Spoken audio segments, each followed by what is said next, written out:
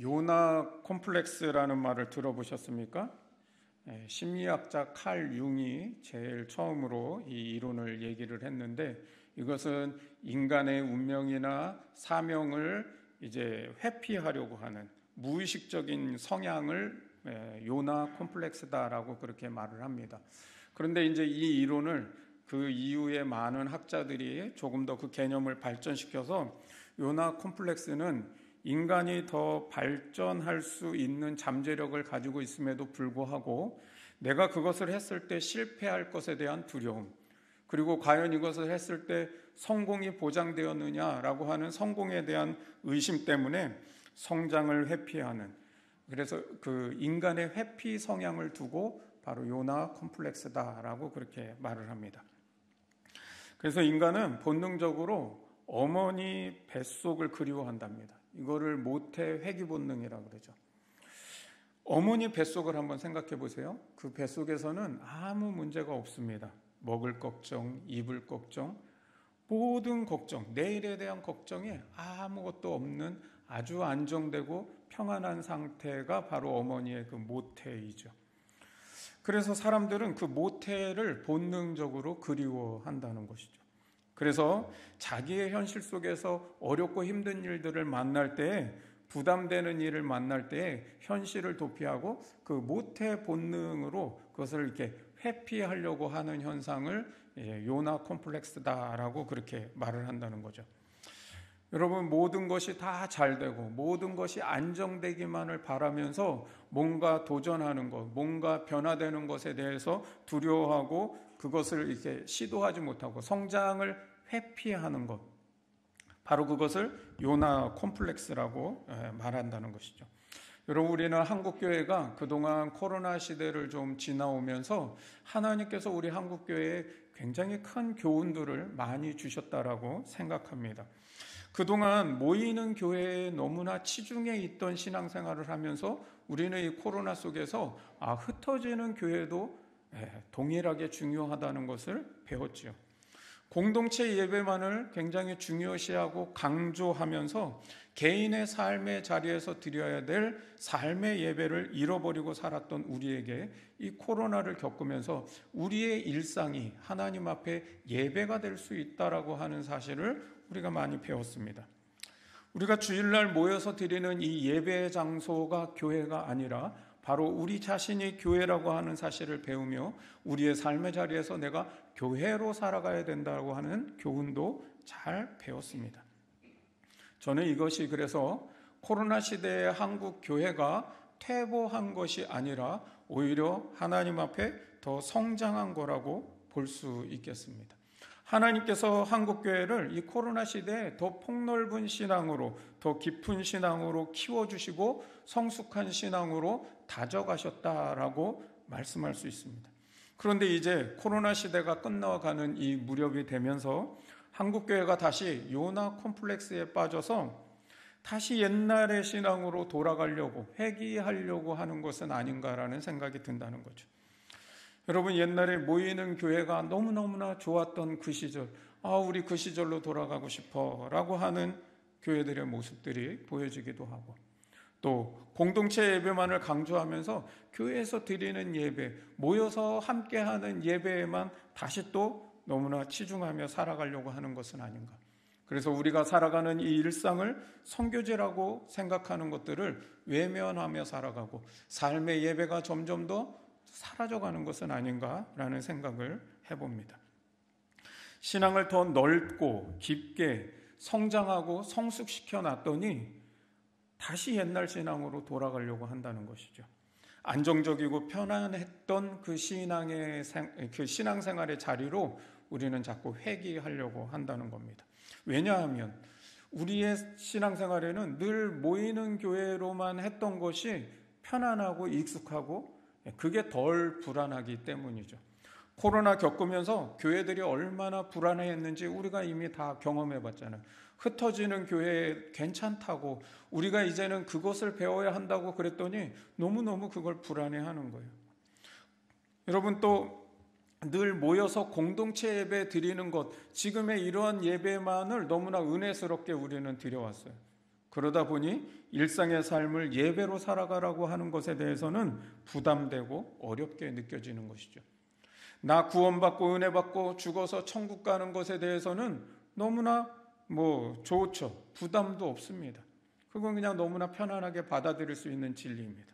그러나 내 삶의 자리에 하나님의 나라가 임하는 삶을 살아야 됩니다라고 하는 것은 그건 또 부담스러운 얘기가 되는 거죠.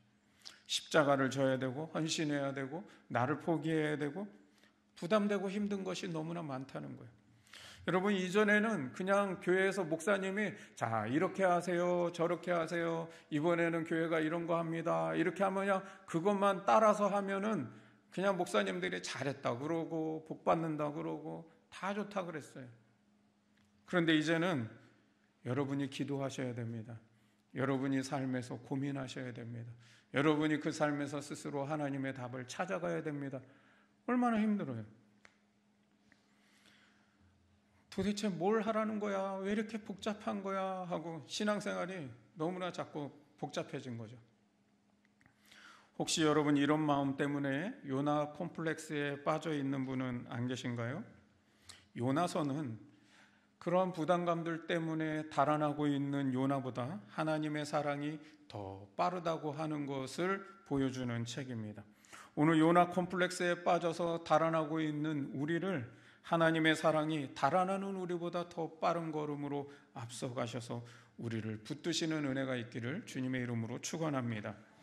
1절 말씀을 보면은 여호와의 말씀이 아미떼의 아들 요나에게 임하니라.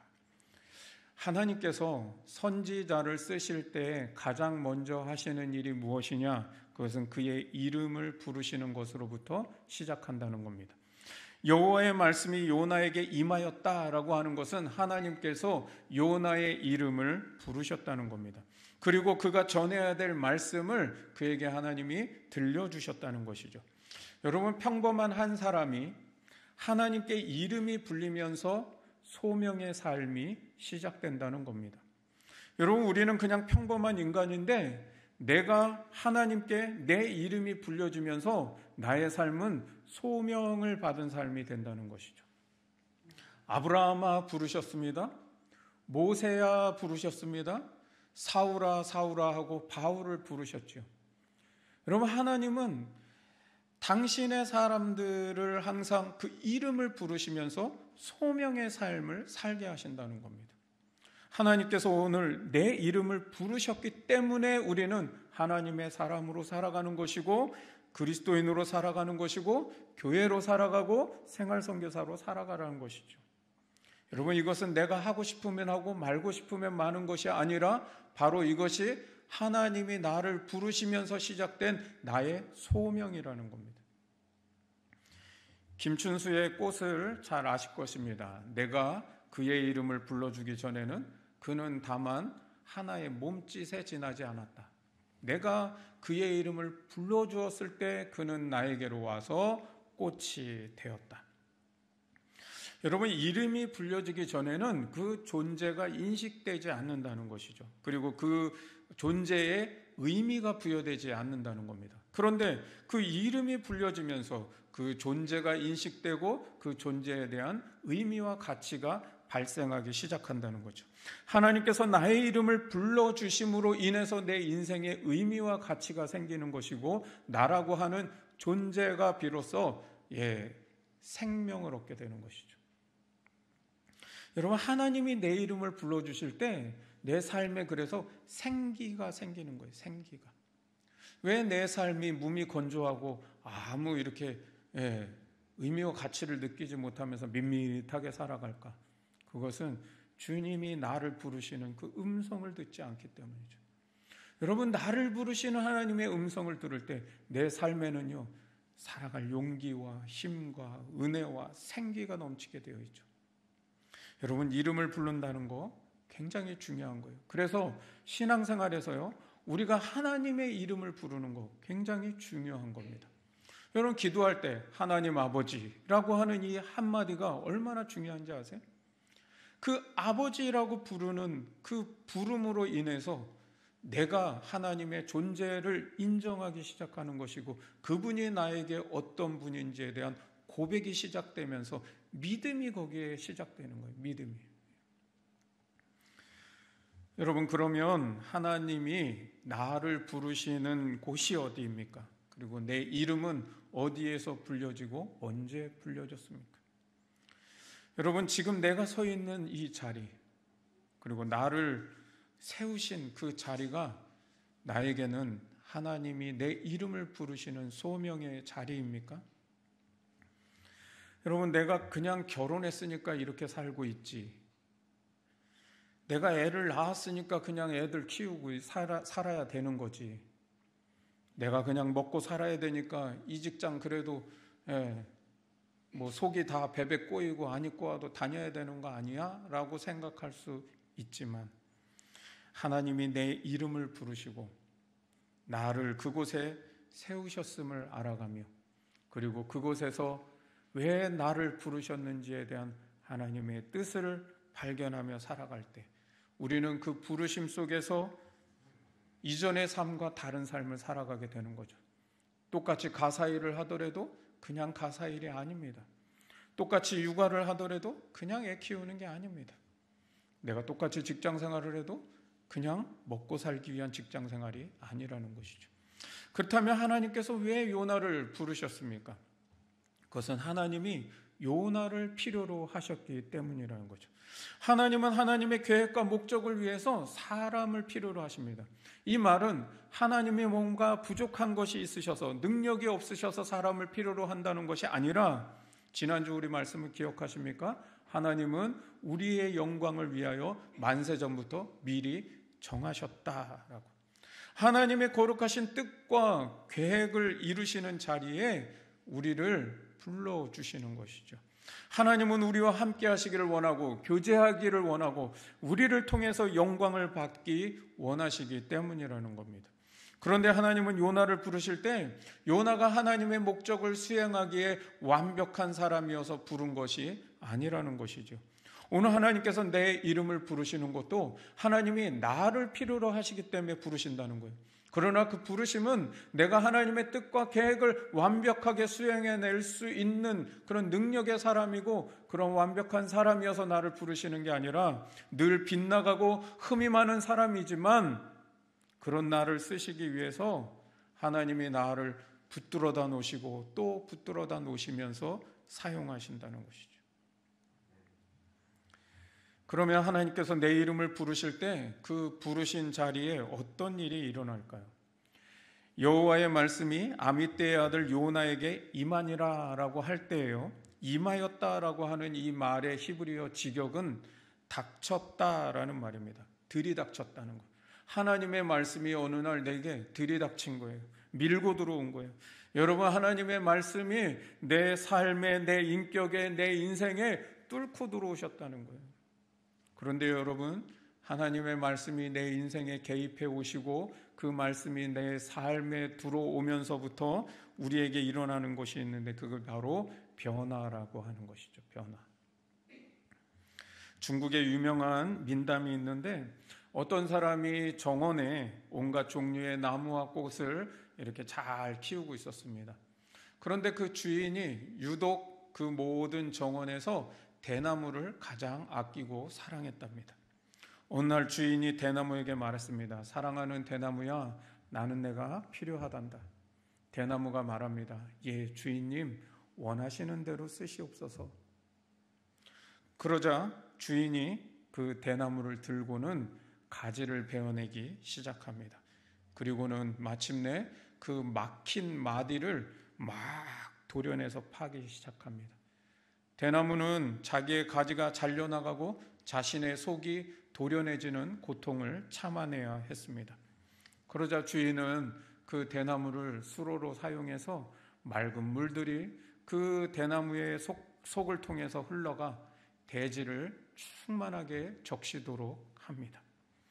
그 물이 대지를 적시자 가뭄으로 죽었던 땅이 생명의 땅으로 변화가 되고 추수날에는 많은 열매가 맺혀서 그 곳간에 열매가 가득 채워졌다라고 하는 내용입니다.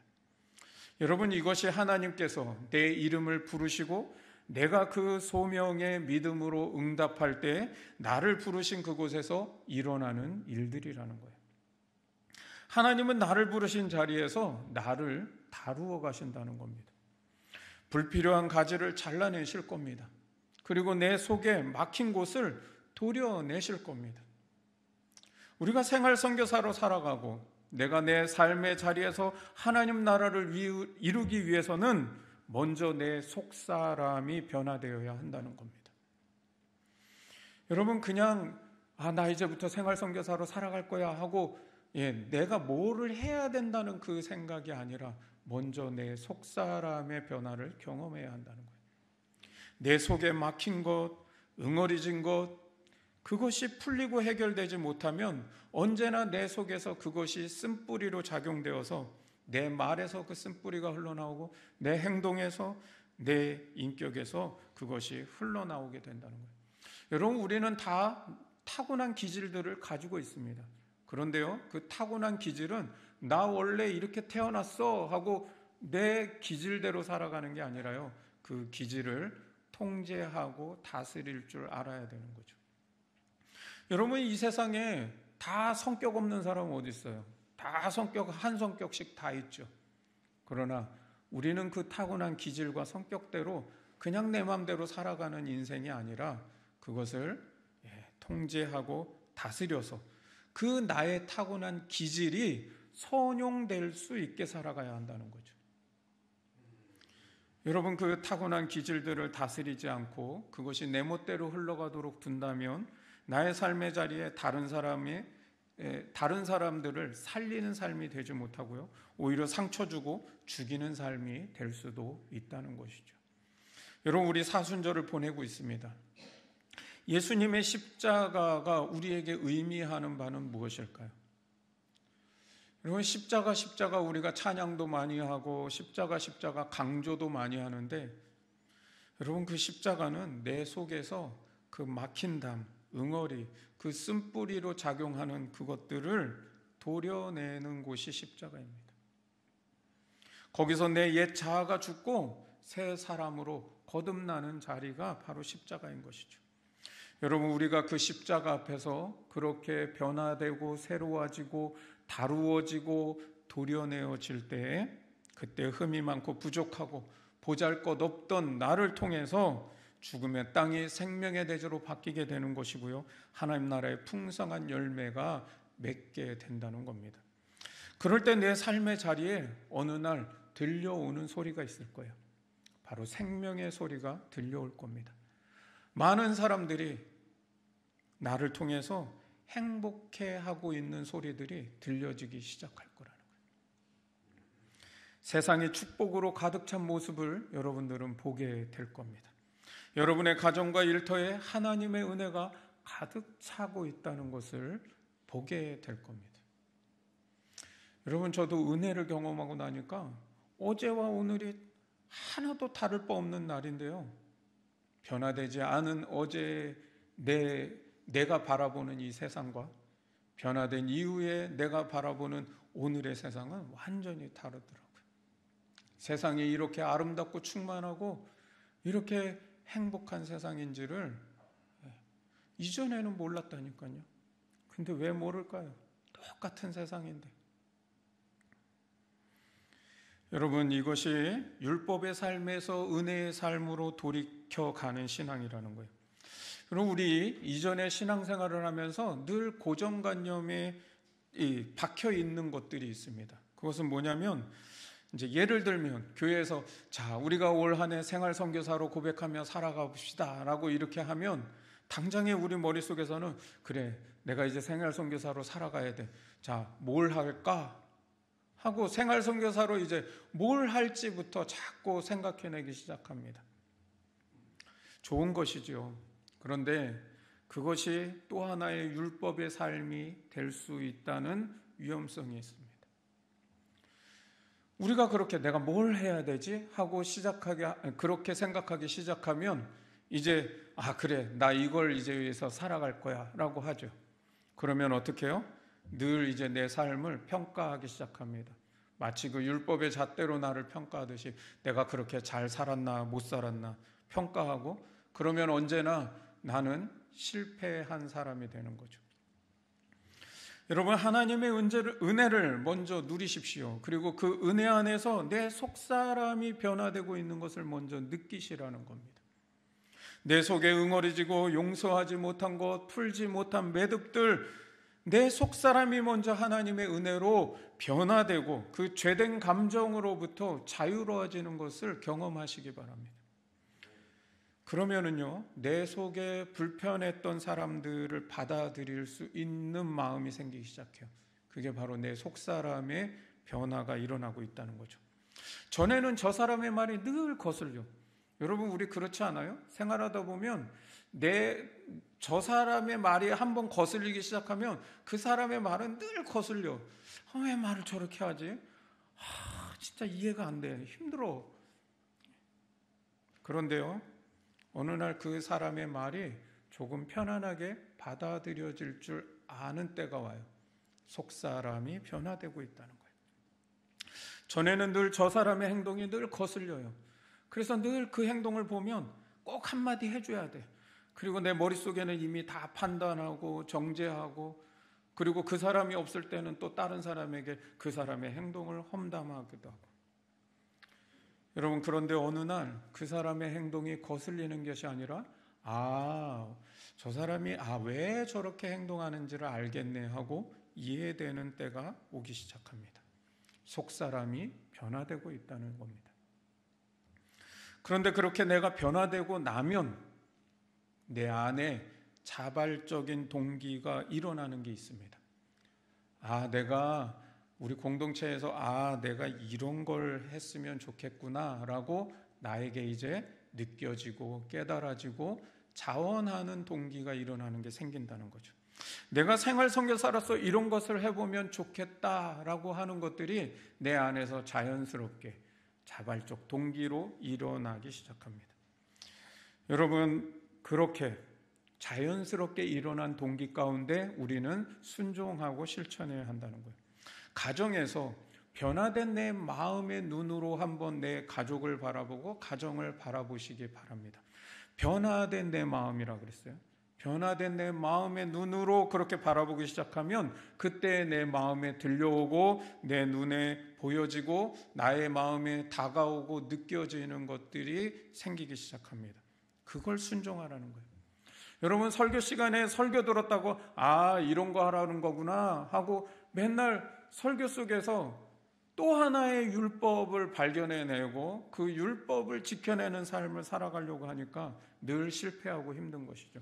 나는 늘 죄인이 되는 것이고 내 삶은 왜 맨날 그렇게 말씀대로 살지 못할까가 되는 거죠.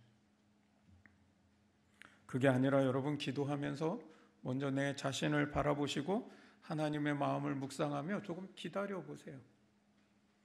그리고 내 속사람의 변화를 통해 내 안에 올라오는 자발적인 동기를 발견해내셔야 합니다.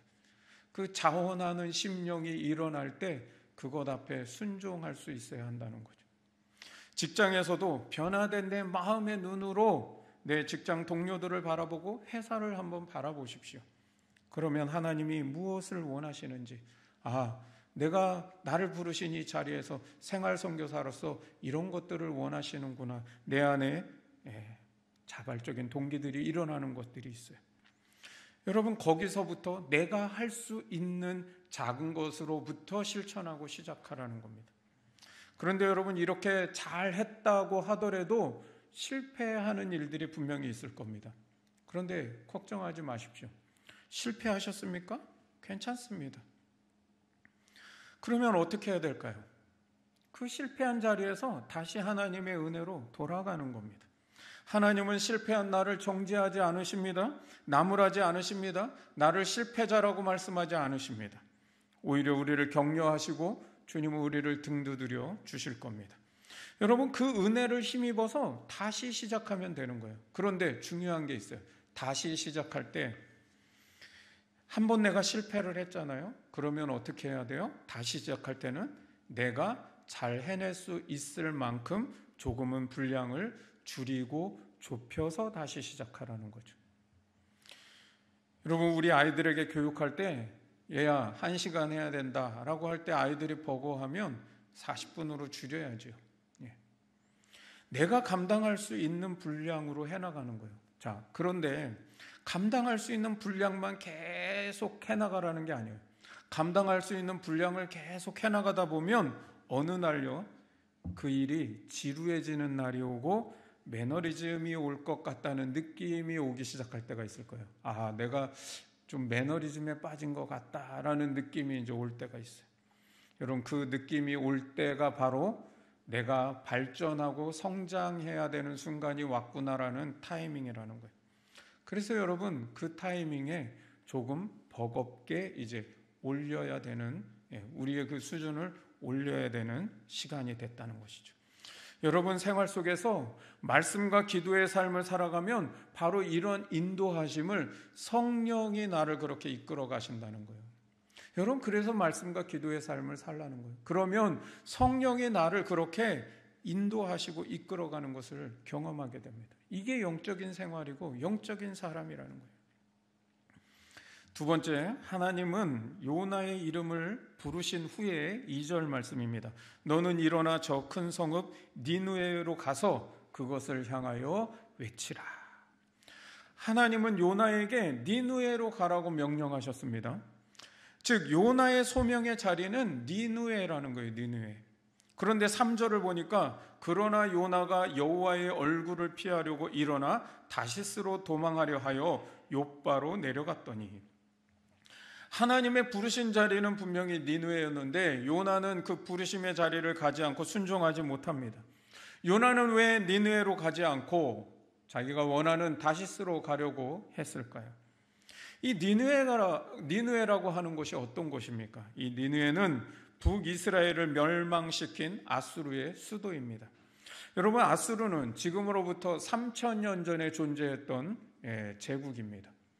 이 제국은 그 당시에 세계를 제패하며 막강한 군사력을 행사했던 제국입니다. 이 아수르의 군대는 굉장히 잔인하고 무자비하며 악명이 높았습니다. 그래서 가는 곳마다 이 아수르의 군대가 들이닥치면 그 사람들은 두려워하고 공포에 떨었습니다. 그렇게 승승장구를 해나가다 보니까 이 아수르 제국의 사람들이 교만하고 방탕하고 악독이 넘쳤다는 거예요. 오늘 성경에 그래서 하나님이 이 아수르 사람들의 그 악독이 너무 넘쳐나서 내게 들렸다는 거예요. 요나에게 니느웨는 하나님을 배역하고 악독이 가득한 나라입니다. 선택받지 못한 이방인들인 것이죠. 요나는 그런 니느웨가 싫었습니다. 그런 나라가 구원받고 그런 나라가 하나님의 궁유를 얻는 것이 싫었다는 것이죠. 여러분, 그러면 이 니느웨는 3000년 전에만 존재하고 지금은 없는 도시입니까? 물론 여러분, 이 아수르라고 하는 나라는 바벨론에 의해서 그 제국이 다 멸망하고 다시는 재건되지 못한 나라입니다. 이 역사 속에서 사라진 나라이죠. 그러나 그 니느웨는 바로 오늘 지금도 존재하고 있다는 겁니다. 우리가 바로 그 니느웨로 보냄받은 요나라고 하는 사실을 알라는 것이죠. 여러분, 우리가 보냄받은 그 니느웨라고 하는 곳이 어떤 곳일까요? 이 니느웨라고 하는 곳은 타인의 유익에는 관심이 없고 자기 유익만을 쫓아가며 살아가는 곳, 바로 거기가 오늘날의 니느웨입니다. 강자가 약자를 지배하는 곳, 갑질하는 사회, 자신의 입지를 위해서 타인을 희생시키는 곳, 바로 거기가 니느웨라는 거예요. 여러분, 자기 기분대로 남을 대하고 내 뜻대로 남을 움직이려고 하는 곳, 자기의 권위 앞에 남들이 다 고개를 숙이고 따라오도록 만드는 곳, 거기가 바로 오늘날의 니느웨입니다. 그래서 이 니느웨는 어느 도시에든지 어느 회사에든지 어느 단체에든지 어느 공동체에든지 심지어는 가정에도 존재하고 교회에도 존재한다는 것이죠. 악한 의도를 선한 행실로 포장하기도 하고요, 시기와 질투로 남의 마음을 힘들게 만들기도 하고요, 욕망에 사로잡혀서 하나님의 뜻과 그 마음과 믿음과 소망과 사랑이라고 하는 그런 거룩한 가치들은 안중에 없이 살아가는 삶, 바로 거기가 니느웨요, 니느웨의 사람들이라는 거예요. 여러분, 우리가 보냄받은 곳은 바로 이런 니느웨라는 거예요. 하나님은 우리를 통해서 이 니느웨가 하나님의 심판에서 벗어나서 구원받기 원하신다는 것이죠. 그러나 요나는 니느웨로 가서 하나님의 심판을 외치기 싫어한 겁니다. 거기서 그들이 하나님의 궁유를 입고 구원받는 것이 싫었다는 것이죠. 왜 그랬을까요? 그것은 요나의 잘못된 신앙관 때문에 그렇다는 것이죠. 여러분, 요나는 잘못된 선민의식을 갖고 있었습니다. 요나의 그 잘못된 선민의식, 잘못된 신앙관 때문에 하나님이 아끼시는 백성을 요나의 마음에는 아끼는 백성이 될 수 없었던 것이죠. 여러분, 우리도 요나처럼 니느웨로 가기 싫어하는 마음이 있을 수 있습니다. 그러면 우리의 마음에는 왜 이 니느웨로 가기 싫은 마음이 생기게 될까요? 여러분, 우리도 내가 보냄받은 이 니느웨를 바라보면 내 마음에 안 듭니다.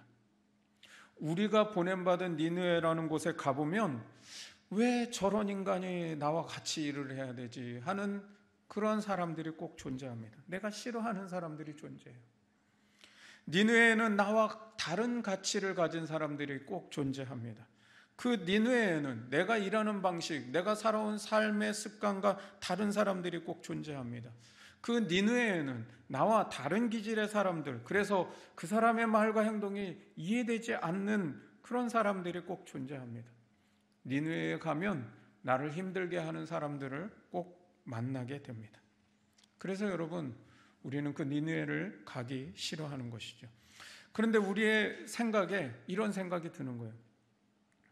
아니, 그 니느웨는 내가 봐도 그 싫어하는 사람, 이해되지 않는 사람, 또 나를 힘들게 하는 사람, 또 내 마음에 맞지 않고 또 내가 생각하는 가치와 그런 생활 방식으로 살아가지 않는 그런 사람들이 가득한 그곳에 내가 보냄을 받아서 거기서 나보고 희생하라 그래요. 거기서 나보고 헌신하라 그래요. 그러니까 그게 더 싫은 것이죠. 여러분, 이렇게 우리는 니느웨에 가서 내가 뭔가를 해야 된다는 생각을 늘 갖게 된다는 것이죠. 그런데 여러분, 이게 종교적인 의무감에 사로잡혀서 그렇게 생각될 때가 많다는 거죠. 하나님은 요나에게 니느웨에 가서 대단한 일을 하라고 하신 적이 없습니다. 엄청난 희생을 해라, 너 니느웨 사람들을 구원해라, 너 니느웨 사람들을 다 변화시켜야 된다라고 한 적이 한 번도 없으시죠.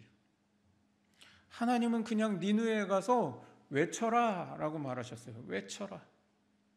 외치라라는 명령이 뭘까요? 여러분, 단지 그들이 살아가고 있는 삶이 참된 행복이 아님을 알려주라는 것이죠. 너희가 참된 행복이라고 살아가는 그 삶에는 생명이 없는 삶이라고 하는 것을 전해주라는 거예요. 여러분, 우리는 세상 사람들이 이렇게 살면 행복한 삶일 거라고 생각하는 그 삶에 진정한 행복이 무엇인지를 던져주는 삶이에요. 하나님 나라의 참된 복이 무엇인지를 보여주는 메신저로서 그저 우리의 삶을 살아가는 것뿐이죠. 니느웨 사람들이 살아가는 삶의 방식, 그 삶의 가치와 다른 방식, 다른 가치로 살아가는 모습으로 그저 우리의 삶의 방식을, 그 믿음의 방식을 따라서 살아가는 것뿐이라는 거예요. 그런데 그 다른 방식, 다른 가치가 무엇이냐? 바로 하나님이 우리에게 주신 언약이라고 하는 것이죠. 하나님께서 이스라엘 백성에게 주신 언약이 무엇입니까? 그게 바로 십계명이죠. 여러분, 십계명의 핵심이 뭐예요? 오늘 우리 아이들하고도 나눈 말씀 주제인데 1계명에서 4계명은 우리가 잘 아는 대로 전체를 요약하면 하나님을 사랑하라. 5계명에서 10계명은 내 이웃을 사랑하라는 것이죠. 그런데 오늘 우리 아이들에게는 이 말을 이렇게 배웠어요. 1계명에서 4계명, 하나님이 10계명을 주신 이유는 하나님을 영화롭게 하며 살아라 라고 주신 거예요. 5계명에서 10계명은 이 세상을 축복하며 살아야 된다라고 주신 계명이라는 거죠. 여러분, 우리는 누구를 위해서 십자가를 지고 누구를 위해서 희생하고 헌신하는 것이 아니라 바로 우리가 믿고 섬기는 하나님을 위해서 하나님이 주신 언약을 따라 사는 언약 백성이기 때문에 그렇게 살아가는 거예요. 그런데 그 삶이 때로는 힘들고 어렵기 때문에 우리가 그것을 십자가라고 표현을 하는 것이죠. 여러분, 우리가 혹 남을 위해 희생해야 되는 것이 있어도요, 그것은 그 사람을 위해서 하는 게 아니라는 거예요. 내 마음에 좀 안 드는 사람들을 위해서 내가 조금은 손해보고 희생해야 되는 일들이 있을 수도 있지요. 그러나 그것은 내 마음에 안 드는 사람을 위해서 내가 왜 그렇게 해야 되라고 생각할 게 아니라 하나님을 위해서 언약 백성으로 살아가는 내 믿음으로 그렇게 하는 거예요. 원수 같은 사람, 나를 힘들게 하는 사람과는 상관없이 하나님 때문에 하는 거예요. 내가 언약 백성이기 때문에 그렇게 사는 것이죠. 여러분, 요나는 여호와의 얼굴을 피해 다시스로 가려고 욥바로 내려갑니다. 그리고는 그 욥바에서 마침 다시스로 가는 배를 만났다고 그랬어요. 욥바에서 다시스까지는요, 지중해 이 동쪽 끝에서 지중해 저 서쪽 끝까지 가야 되는 길입니다. 약 1년을 항해해야 되는 아주 먼 여행이었습니다. 그래서 이 요나는 그 욥바에서 벳삭스를 지금 주었다 그러는데, 그 벳삭시 어쩌면 요나의 인생에 모아놨던 모든 재산을 다 벳삭스로 주었어야만 됐을 수도 있다는 것이죠. 여러분, 우리가 하나님의 소명을 피해서 내가 원하는 삶의 길을 돌이킬 때에는요, 내 그 소명이 아닌 곳에 내 인생의 전부를 낭비하며 살아갈 수 있다는 것을 기억해야 합니다. 그래서 먼저 내가 부름받은 니느웨로 가는 것은 이게 누구를 위해서가 아니라 하나님을 위해서라고 하는 믿음을 갖고 살아야 한다는 것이죠. 여러분, 신앙생활하면서 누구 위해서 하는 것처럼 하지 마십시오. 여러분, 우리가 생활선교사로 살아가면서 이 세상을 섬겨야 됩니다 말은 하지만 그것이 근본적으로 본질적으로는 내가 누구를 위해 살아야 되기 때문에 하는 것이 아니라 가장 궁극적으로는 하나님을 위해서 살기 때문에 하는 거예요. 여러분, 예수님 십자가 지신 이 십자가의 죽음, 우리를 위해서, 우리를 구원하기 위해서 죽으신 죽음입니다라고 고백하지만 더 궁극적이고 더 본질적으로는 예수님의 십자가는 아버지의 뜻에 순종하신 겁니다. 우리가 니느웨 같은 생활 선교지에서 생활 선교사로 살아가는 것은 누구를 위해서가 아니라 하나님의 뜻에 순종하기 때문에 하는 거예요. 요나의 신앙관이 잘못된 것은 무엇이죠? 하나님의 뜻을 바라보는 게 아니라 저 원수 같은 니느웨를 위해서 내가 뭔가를 희생해야 된다, 헌신해야 된다라는 생각 때문에 잘못된 것이죠. 여러분, 우리가 할 수 있는 게 뭘까요?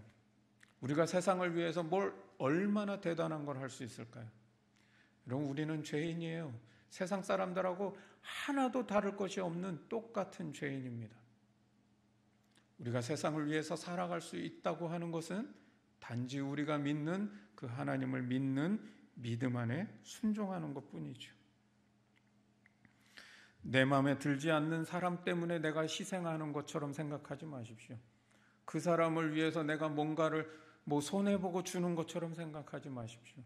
하나님의 뜻 앞에 내 삶을 드리고 헌신하는 겁니다. 그래서 앞에서 나눈 대나무 이야기가 필요한 거예요. 하나님이 나를 보내신 자리에서 내 가지가 때로는 잘려나가고 내 막힌 것이 도려내지는 변화가 일어나야 내가 힘들어하는 사람들을 받아들일 수 있게 되고, 까다로운 고객을 만나도, 불편한 동료와 함께 일을 해도, 나를 힘들게 하는 상사와 함께 일을 해야 돼도 바로 이런 니느의 사람들 속에서 우리는 믿음으로 살아갈 수 있는 겁니다. 여러분, 요나서는 하나님께서 열방을 구원하시고 니느웨라고 하는 이 큰 성읍을 구원하신다라고 하는 것이 핵심이 아닙니다. 이 요나서는 선민 사상에 사로잡혀서 나 자신은 하나님을 가장 잘 믿고 있다고 생각하지만 실상은 하나님의 뜻과 정반대로 달려가고 있는 내 자신을 발견하게 하는 책입니다.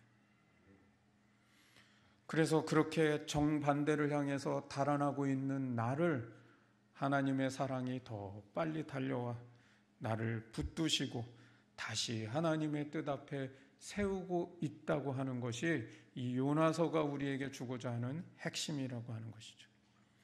그 말은 뭐냐면 하나님이 인류를 구원하시려고 하는 그 뜻과 계획만큼이나 요나 한 사람의 변화를 중요하게 생각하신다는 겁니다. 여러분, 우리는 인류를 구원하는 하나님의 뜻은 어마어마한 뜻이고 어마어마한 계획이라고 생각하고 나 자신 한 사람의 변화되는 건 아무것도 아닌 것처럼 생각하지만 아니요. 하나님은 인류를 구원하시려는 그 열방의 구원만큼이나 요나 한 사람의 변화를 하나님은 바라시고 계셨고 중요하게 보셨습니다. 그것은 곧 인류의 구원이 나 한 사람의 변화와 결코 다른 무게를 갖지 않는다는 것을 알라는 겁니다.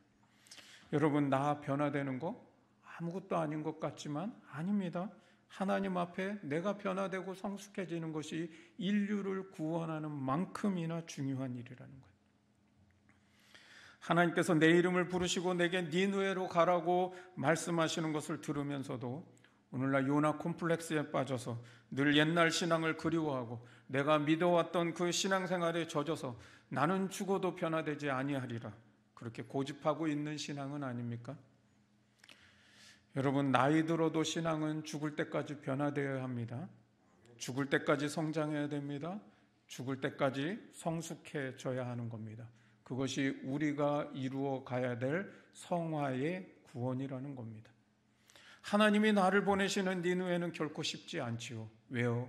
그곳은 내 마음에 들지 않는 곳이기 때문에. 거기에는 나를 불편하게 하는 사람이 있고 나와 다른 가치관의 사람들, 나와 다른 삶의 방식을 갖고 살아가는 사람들이 많기 때문이죠. 여러분, 그 속에서 우리가 생활 선교사로 살아간다는 것 부담되고 피하고 싶은 일일 겁니다. 그런데 여러분, 그것은 누구를 위해서 하라는 게 아닙니다. 내 원수 같은 그 사람 위해서 내 삶을 희생하라는 말이 아닙니다. 내가 마음에 안 들어하는 그 사람 때문에 내가 마치 뭔가를 손해보는 것처럼 생각하라는 게 아닌 겁니다. 바로 하나님을 위해서 그 뜻 앞에 순종하는 믿음으로 살아가야 되기 때문이죠. 우리가 바로 언약 백성이기 때문입니다. 여러분, 그렇게 나의 속사람이 변화되는 곳에서 자발적으로 일어나는 동기를 잘 바라보시고 그것 앞에 믿음으로 순종하면서 생활 선교사로 살아가시기 바랍니다. 실패해도 괜찮습니다. 거기서 다시 시작하면 되는 것이죠. 내 소명이 아닌 곳에 내 인생의 모든 것들을 쏟아내고 낭비하며 살아가는 것이 아니라 하나님이 내 이름을 부르신 곳이 어디인가? 바로 나의 니느웨 그 보냄받은 자리에서 생활 선교사로 살아가면서 여러분, 우리의 이 서 있는 곳이 죽음의 땅에서 생명의 땅으로 변화되는 소리를 들으십시오. 그리고 우리의 인생을 풍성한 열매로 가득 채워주시는 하나님의 은혜를 누리면서 살아갈 수 있기를 주님의 이름으로 축원합니다.